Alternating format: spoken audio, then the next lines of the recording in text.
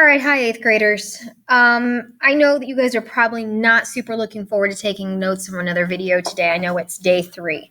However, while you're sitting there thinking you don't want to do this, keep in mind that I had to record this video 3 times because volume was not working. So this is going to be the fastest version because I am sick and tired of talking about functions. Functions we learned a little bit about earlier in the year. We talked about our inputs, our inputs, outputs, and x's and y's. So here we go. A little bit about functions. So you guys have learned about slope-intercept form. We've talked about our y, our slope, our x, and our y-intercept. So functions don't change any of that except the y. So we write this in what's called function form, and this takes the place of the y. But notice our slope is still here, still being multiplied to our x, and our y-intercept is still being added to this. So that's not different. However, the f of x is different. So the f of x simply stands for the value of the function at x, which we're going to call f of x. So what that means is, if I plug in a value for x, what does my output or function become?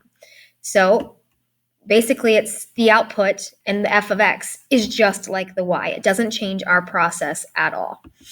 So I'm going to do several examples here. If you get to the point where you feel that you understand what's going on, feel free to skip these examples, but stop when you see the video talking about parent functions. So here we've got a function, f of x equals 3 times x minus 15. They want us to find the function when the x is 3.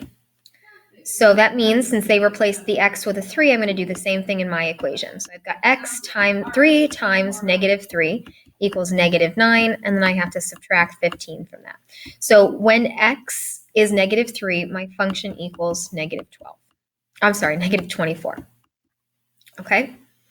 Now for the function f of x equals 2 of x minus 10, we're going to find the value of x. So we're going backwards this time.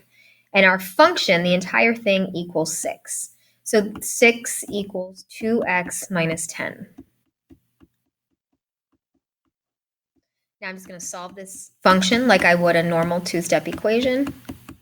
So I've got 16 equals 2x. So to solve this further, I would divide both sides by 2. So I find that my function equals 6, my output is 6, when my input, or x, is 8. Okay, here again, they've replaced the x with a 3, so I'm going to do the exact same thing in my function. So I've got negative 3 times 3, which is negative 9. Add in my 5, so my function equals negative 4 when x is 3. Now notice that normally we had an f here, but we can put any letter there. We can have f of x, g of x, s of x, h of x, w of x. You can put any letter there, but they all stand for the function. So here I've replaced the x with the negative 5, so I'm going to do the same thing down here. So I'm going to multiply by negative 5. I can do a little cross simplification. So I've got positive 2 times negative 1, negative 2 plus 3. So my function equals 1 when x is negative 5. So in this situation, they are giving us what the function equals. They're not replacing the x. They're telling us what this equals. So 3 equals 6x plus 9. So I solve this like a normal two-step problem. I subtract 9 from both sides. So now I've got negative 6 equals 6x. So to get x alone, I would divide both sides by 6, and I find that my function equals 3 when x is negative 1. Okay, let's do one more example. My function here is equal to negative 3, so I'm going to replace my function with negative 3.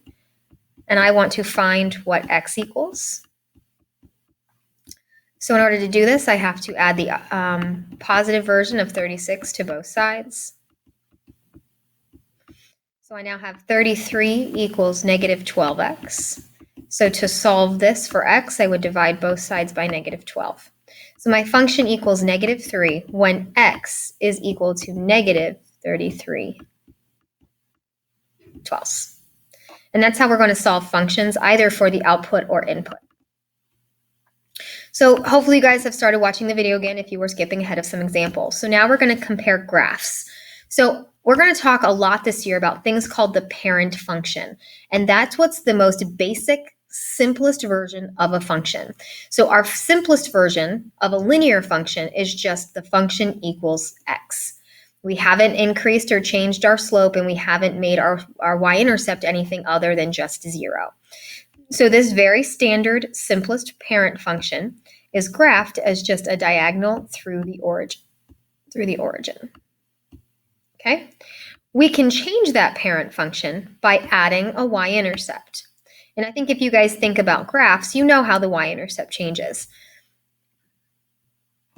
a graph.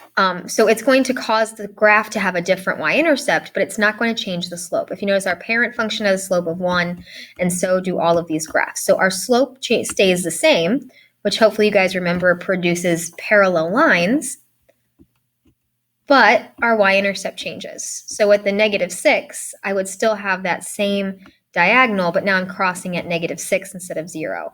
With the +5, I still have that same diagonal, but now I'm crossing at 5 instead of at 0. Another way that we can change our parent function is we can change our slope. So if we have our slope being positive, which means greater than 1, we're going to have a positive slope, which means uphill. So for example, 3x, our graph would still go through the y-intercept of 0, but now it's going to be steeper. I'm just going to throw another example on here. If we had 0.5x, and we have something that's between 0 and 1, our graph is actually going to become less steep, but notice it's still uphill. The other way we can change it is by adding a slope that is less than 0, meaning negative. And that would cause our graph to still go through the origin, but now it's going to have a downward slope, and it can change in steepness depending on the value of the negative. So our slope will change, but our y-intercept will remain the same. So that's essentially the background behind graphing parent functions, and then how we can change a parent function by adding slopes and y-intercepts. Hopefully this video made sense to you. I know I was going pretty fast. If you are struggling, please seek out people in class. They are your best resource for help. And also look at your book for further examples and explanations. I hope you guys are being great to the sub and understanding the concepts. If you are struggling, I'll be back on Monday and we can discuss. Have a good night.